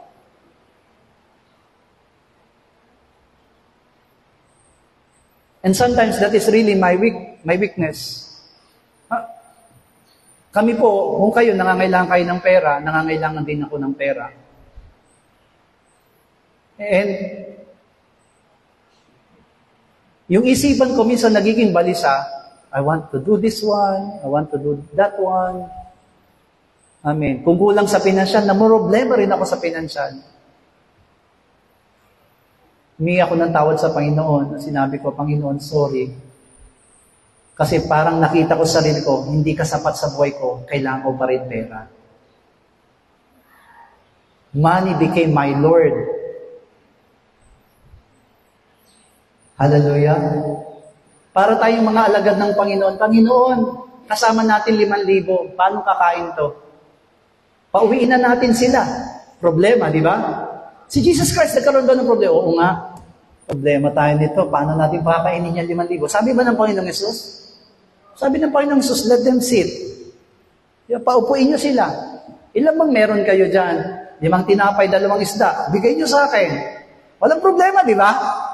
He never said to his disciples, hindi niya binigyan ng problema yung kanyang mga alagad na, paano yan, 2 isda lang yan, 5 tinapay. Magkakasya ba yan? Hindi. Bigay nyo sa akin. And he said, Father, I thank you because you hear my prayers. Amen? O sabi niya, pamigay nyo na. Hindi niya naman sinabing, dadami ka. Hindi niya naman sinabing gano'n eh. Hindi rin niya sinabi na, huwag kayong mag-alala. Sabi niya lang, ipamigay nyo na. Pero hindi na mamalayan ng mga alagad na namimigay, nauubos ba? Hindi. In the Old Testament, ang sabi ng balo, yung babaeng balo, sa perpeta ng Panginoon, kinukuha na may utang, na pinagkautangan namin yung 2 anak ko para gawing alipin. Ano po ang gagawin ko? Ayoko bang mahiwalay sa mga anak ko? Ano bang meron ka? Langis ko. Sabi niya, ikulong mo yung mga anak mo, magkulong kayo sa bahay. Pahingin mo ng bote yung mga anak mo sa mga kapitbahay, pahiramin mo ng bote. Sabi niya, asalinan mo yun, yung mga boteng kanilang hihiramin. So, ang ginawa po ng babae, salin-salin lang siya, di ba? Salin-salin lang siya. Hindi ko alam kung ilang bote, kung maliit na bote, malaking bote. Di ba? Basta't habang may bote, nagsasalin siya. Ang sabi ng salita ng Diyos, hanggat may bote, may langis. Amen? Nung naubos na yung bote, ano nangyari sa langis? It stopped automatically. Mga minamahal ko, kabalisahan ay hindi kalooban ng Panginoon. Sabi mo nga sa katabi mo, huwag kang mabalisa. Hindi ko sinasabing, wala akong problema sa pera, ako rin may problema sa pera. Pero, kahit na may problema tayo sa pera, huwag tayong mabalisa. Kasi ang kabalisahan ay hindi kalooban ng Panginoon. It loses your faith. Hallelujah! Pananampalataya, salita ng Diyos, magagawa ng Panginoon ang higit sa ating hinihiling at inaasahan. Kaya, maliwanag sa buhay ng basa atin, paano tayong matututo? Paano natin maunawa ang mabuti? Paano tayong titibay? Jesus Christ is enough. Colossians chapter 2 verse 3, ang sabi niya, na siyang kinatataguan ng lahat ng mga kayamanan, ng karunungan at ng kaalaman. Not just wisdom, not just knowledge, but He is all the treasure, all things. Lahat ay na kay Kristo. I'm not telling it to you materially. Amen po ba? Because we do not live only materially. Pero kung gusto natin talaga na mamuhay ng masagana, makita natin na hindi tayo naghahanap pa ng ibang mga bagay. Sabi ng salita ng Diyos, Jesus Christ, you can find everything to Jesus Christ. The richness of wisdom and the richness of knowledge. Kaya kung kulang, di ba? Kaya sabi ni Santiago, Kabanatang 1, Talatang 5. Ano sabi ni Santiago? Kung kulang kayo ng kaalaman, lumapit kayo kay Kristo. Hallelujah. Kasi nasa Kanya lahat pala yun. The fullness of Godhead, Colossians chapter 2 verse 9, sapagkat sa Kanya'y nananahan ng buong kapuspusan ng pagka-Diyos sa kahayagan ayon sa laman, na kahit na po siya'y naging laman, naging tao, He's still God. The godness still in Him. Sa verse 10, sa Kanya kayo'y napuspos na siyang pamuno ng lahat ng pamunuan at kapangyarihan. He's not just a leader, but He is powerful. Kaya sabi kaninang umaga, doon sa teaching sa atin, the Word of God is powerful, active, and alive. Hallelujah! Hallelujah! Sabi nga po natin 3 beses, the Word is enough. The Word is enough. The Word is enough. The Word is enough. I-confirm natin yung pananampalataya natin. Kung ito po'y base ba sa salita ng Diyos, base ba sa tradisyon, base ba sa filosofiya. Because what God wants is, what God is looking for us is the faith that comes from the Word. Tandaan po natin, hindi po tayo pinahirapan ng Diyos. Kaya nga natuwa siya kay natuwa siya kay Abraham eh. Wala pang kautusan. Natuwa ang Diyos kay Abraham. Bakit? Whatever things that He will say to Abraham, Abraham believes. And Abraham obeyed. And that causes him to be, what? Diba? Ano nangyari? Naging kalugod-lugod siya sa harapan ng Panginoon because of his faith. Sino bang maniniwala na matanda na sila pero magkakaroon pa sila ng anak? But Abraham believes. Sino maniniwala na right after that he will kill his son, God will resurrect him and return it to him? Abraham believed. Nung sinabi ng Panginoon sa kanya, offer me your son, Isaac. Isaac said, we have the woods, we have the fire. Where's our offering? Where's our sacrifice? Anong sabi ni Abraham? God will provide. Sa tingin niyo po ba, sinabi ba ng Diyos sa kanya na I will provide? Sinabi ba? Ibinangako ba ng Diyos sa kanya, offer me Isaac, I will provide? Wala po siyang sinabi. But in the heart of Abraham, sa puso ni Abraham, ang Diyos hindi mamamatay tao. Ang Diyos nagkakaloob ng buhay. Amen? Pag may sakit tayo, sinasabi na mamamatay na ako. Hindi ka naniniwalang si Kristo ay buhay. Hallelujah. Naintindihan po ba natin? Nung kasama niya si Isaac, walang pangako ang Panginoon sa kanya na hindi mamamatay si Isaac. Offer to me your son, Isaac. Pero buo sa puso ni Abraham yung salita niya ng Diyos. God is alive and God is life. Amen? That's why he offered Isaac. Sa tingin niyo, wala bang balak si Abraham na patayin si Isaac? Meron. Nakaangba na nga siya eh. Bakit hindi niya napatay si Isaac? Because a voice came. Anong sabi ng tinig? Huwag mong sasalingin ang iyong anak. Pinatunayan mo sa akin na ako'y iyong iniibig.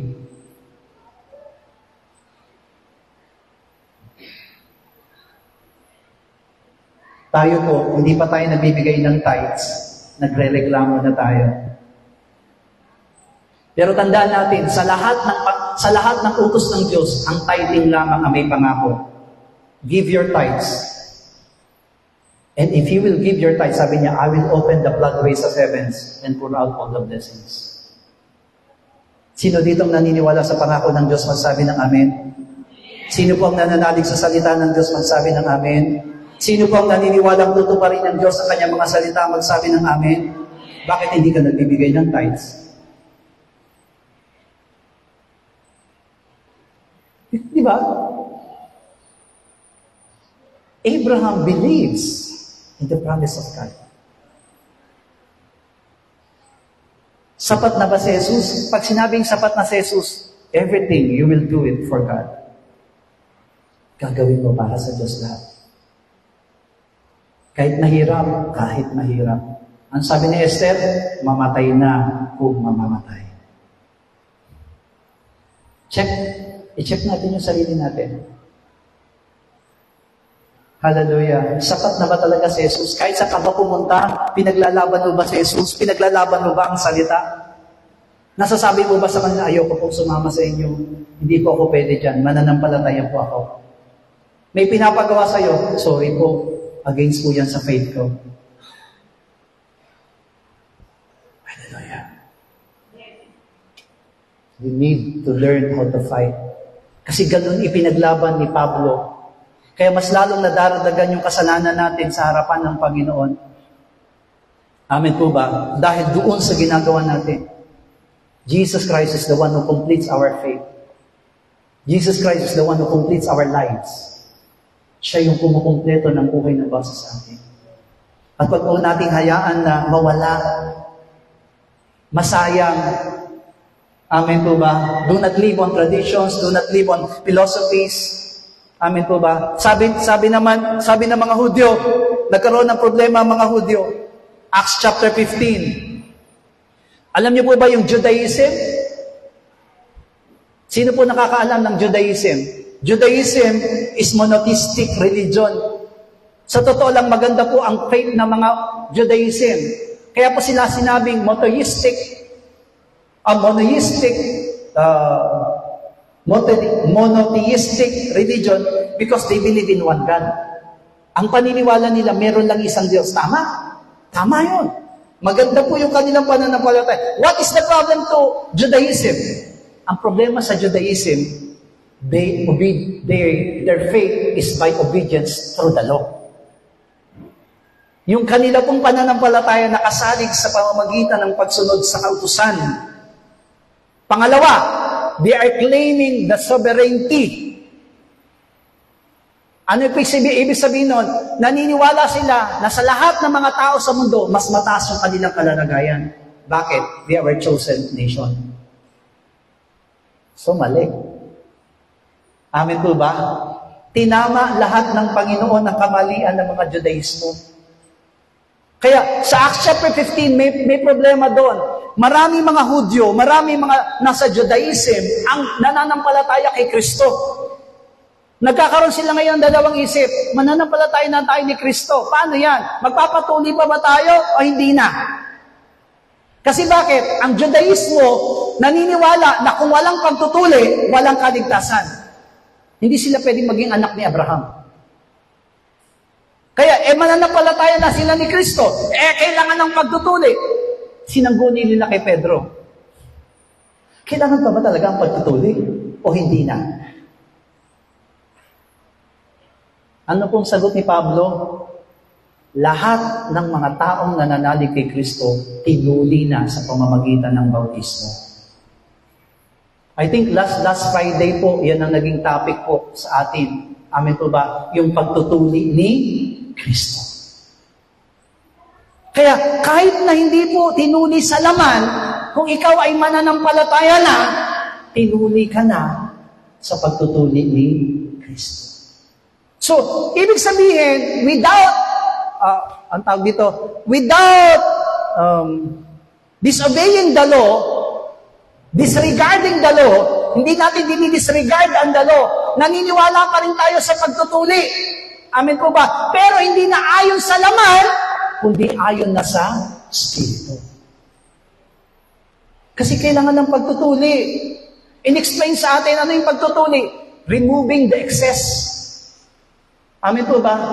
Sabi nga po, doon sa pinag-aralan natin, yun lamang sa lahat ng bahagi ng katawan natin, yun lamang ang hindi kailangan. Hallelujah. Meron bang nagpapaalis ng talukap ng mata? May nagpapatangos ng ilong, pero walang nagpapabawas ng ilong. Amen? Hallelujah! Yung iba nga, ang ganda-ganda na ng labi, gusto founting lips pa. Pinadagdagan. Nagpapadagdag. Pero yung isang bahagi ng katawan na yon, kailangan tanggalin. Ibig sabihin, all the things na hindi natin kailangan alisin. Kaya kailangan ng pagtutuli. So which means, without disregarding the law, without disobeying the law, natupad natin ito sa pamamagitan ng ating pananampalataya kay Kristo. That's why Jesus is really enough. About the Sabbath, di ba? Nagtatalo-talo tayo. Ano ba yung Sabbath? Kasi sabi ng Pangili ng Sabbath. Amen po ba? Pero ang sabi po mismo sa aklat ng Hebreo, God allows another rest day.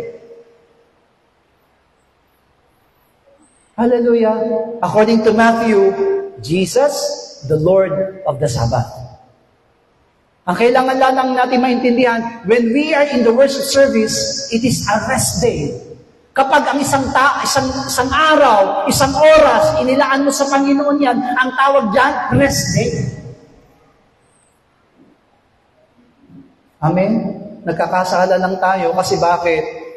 Totoo po, nasa pananambahan na tayo, pero hindi pa rin natin ginagawang rest day for the Lord. Naiinip tayo, gusto nating umuwi. Amen po ba? Hindi natin matiis. Kaya kailangan maintindihan natin ang sinasabi ng salita ng Diyos. Colossians chapter 2, verse 9 up to 23 speaks to us that Jesus, the Logos, the Word, is enough for us. Remove your traditions. Remove your philosophies. Huwag na kayong maniwala na kapag nagwalis kayo ng gabi, mawawala ang swerte. Huwag na kayo maniwala na kung may aalis, kailangan iikot ang pinggan. Huwag na rin kayo maniwala na kapag may patay, dapat hindi nagsusuklay at hindi naliligo.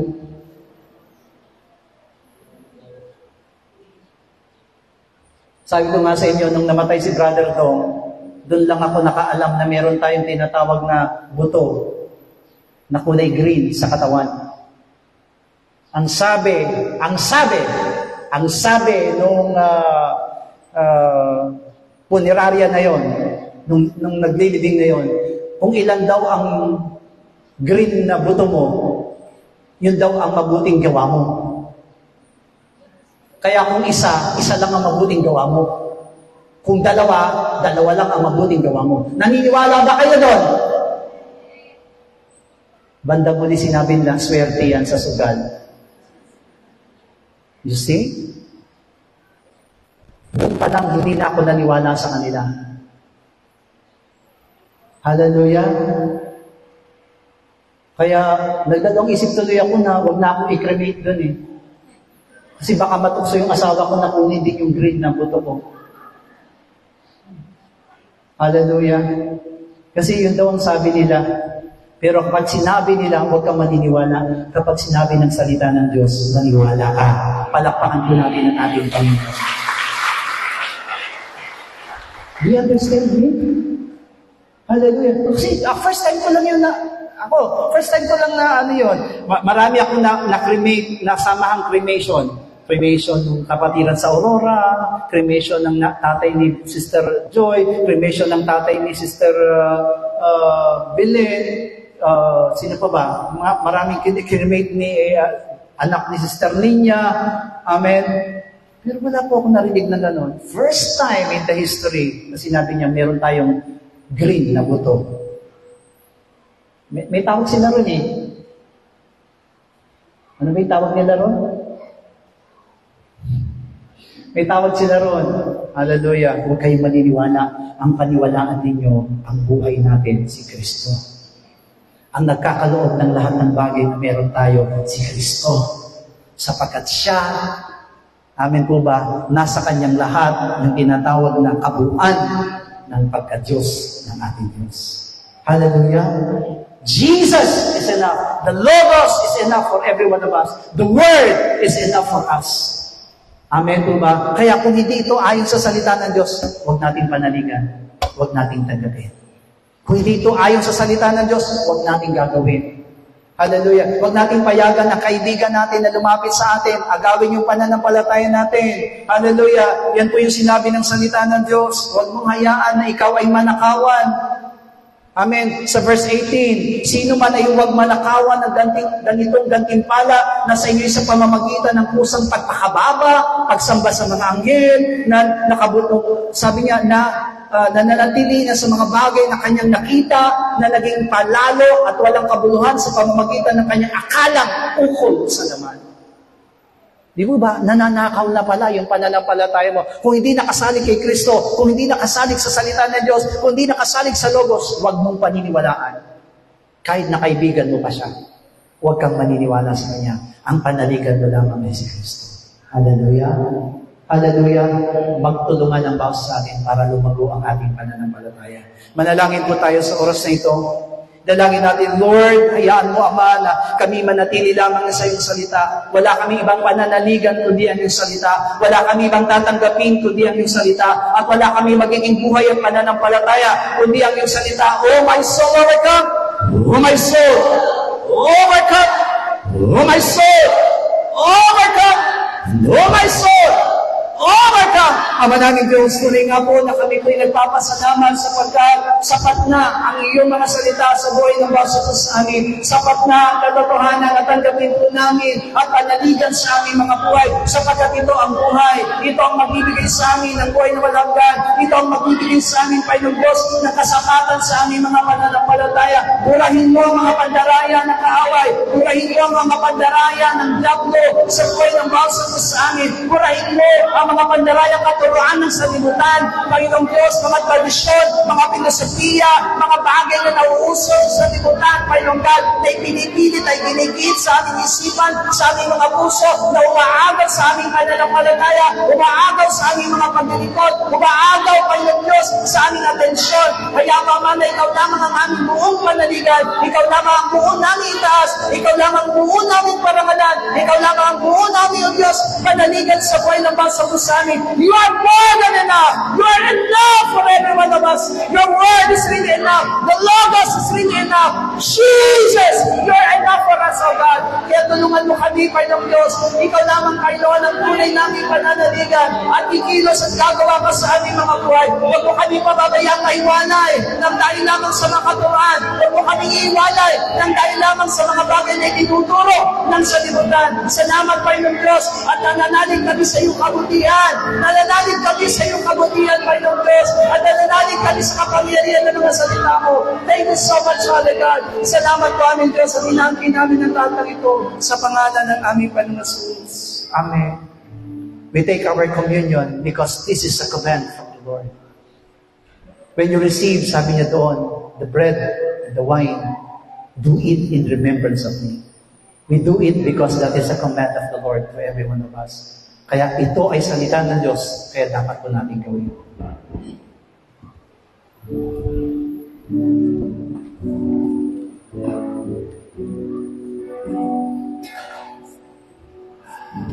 Ama namin Diyos, salamat po sa iyong katawan. Salamat po sa iyong dugo, Panginoong Diyos, na ibinubo para sa amin. Dalangin namin naman na maging kalakasan namin to. At alalahanin ang mga bagay na ginawa mo sa amin, na kami mamamatay kasama ng aming masamang pagkatao, Panginoong God. Kasama mo, Kristo, sa krus. Salamat po, Ama, at maganap namin ang iyong kalooban sa pangalan ni Jesus. Amen. Asa yung sa praise and worship?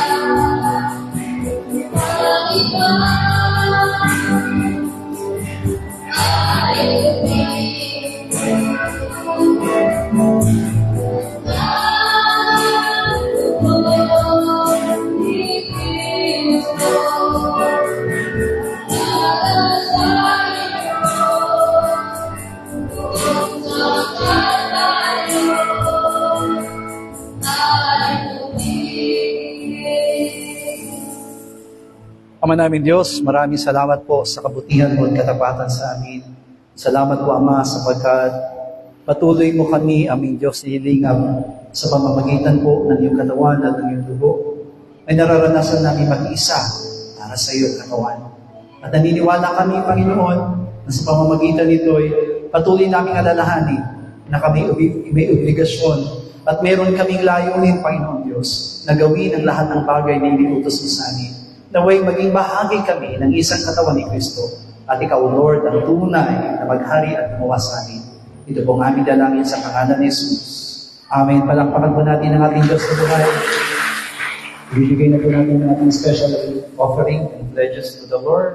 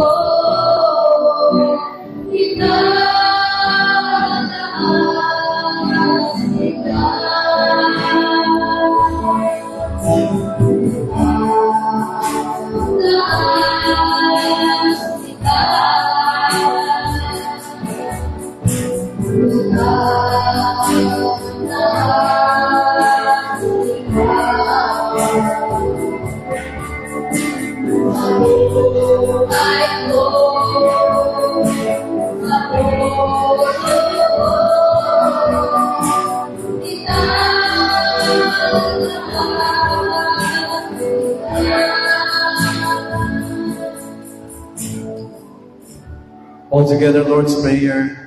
Ama naming nasa langit, sambahin nawa ang pangalan mo. Ikaw nawa ang maghari sa amin. Sundin nawa ang iyong kalooban dito sa lupa tulad ng sa langit. Bigyan mo po kami ng pagkain kailangan namin sa araw na ito at patawarin mo po kami sa aming mga kasalanan tulad ng aming pagpapatawad sa mga nagkakasala sa amin. At huwag mo kami iharap sa maigpit na pagsubok, kundi ilayo mo po kami sa masama, sapagkat iyo ang kaharian, at ang kapangyarihan, at ang kapurihan, magpakailanman. Amen. God bless you all. Bless the name of the Lord. Hallelujah.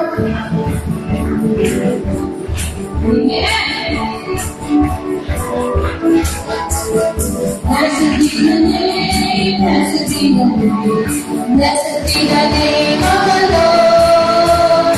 Blessed be the name, blessed be the name, blessed be the name of the Lord. Hallelujah, hallelujah.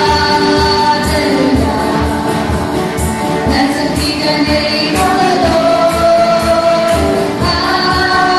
Hallelujah, hallelujah.